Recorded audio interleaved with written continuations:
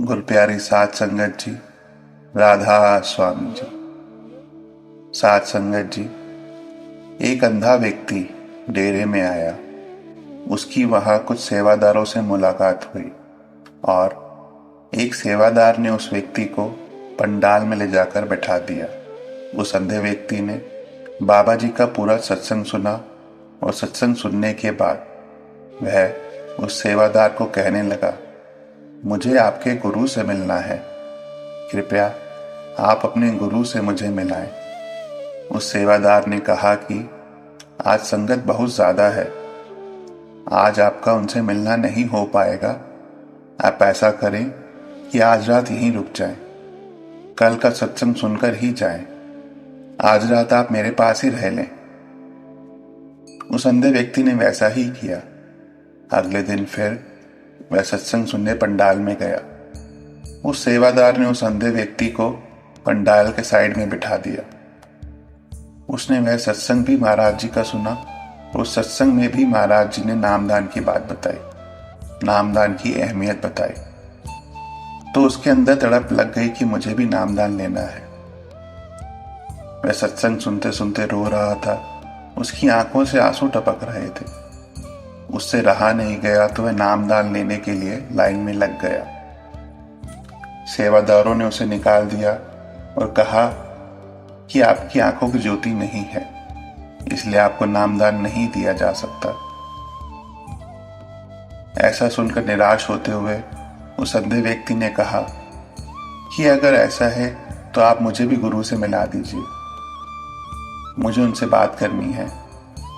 उस अंधे व्यक्ति को बाबा जी के सामने पेश किया गया तो बाबा जी ने भी वही बात बोली। इस पर निराश होते हुए उस अंधे व्यक्ति ने कहा, तो फिर ऐसा कीजिए, मुझे कोई ऐसी जगह भेज दीजिए जहां मुझे नामदान मिल सके। बाबा जी ने यह सुनकर सेवादारों से कहा कि भाई इसे पीछे ले जाकर बैठा दो।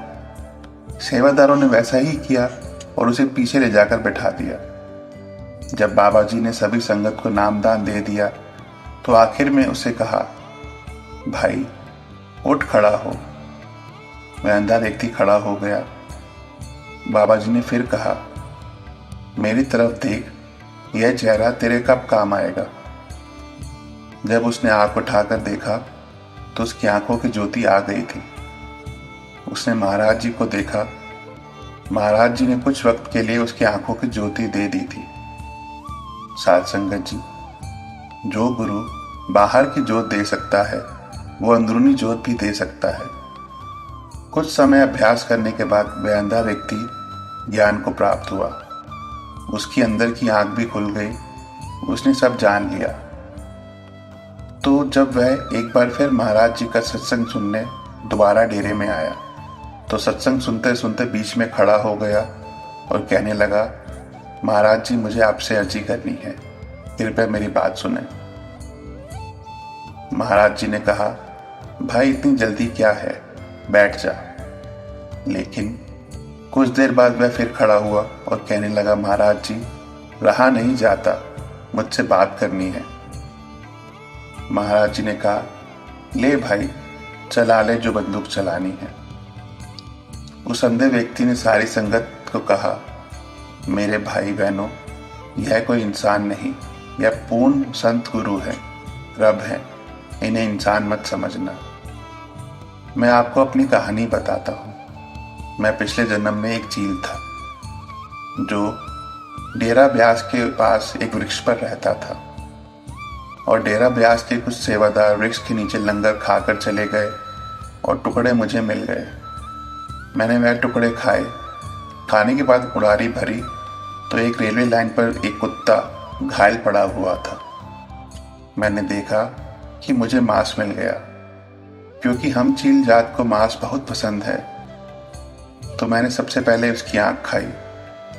इसी कारण मुझे इस जन्म में आंख की ज्योति नहीं मिली। लेकिन मेरे सद्गुरु ने सब दे दिया जो मुझे चाहिए था।